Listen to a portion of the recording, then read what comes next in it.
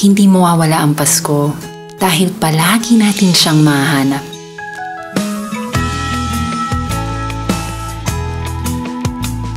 Nasa gitna siya ng mga marunong magbigayan.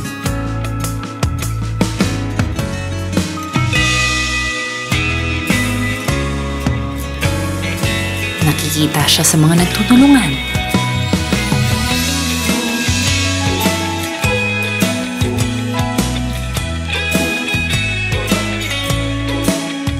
Nabubuhay siya sa tuwing inaalala natin ang isa't isa.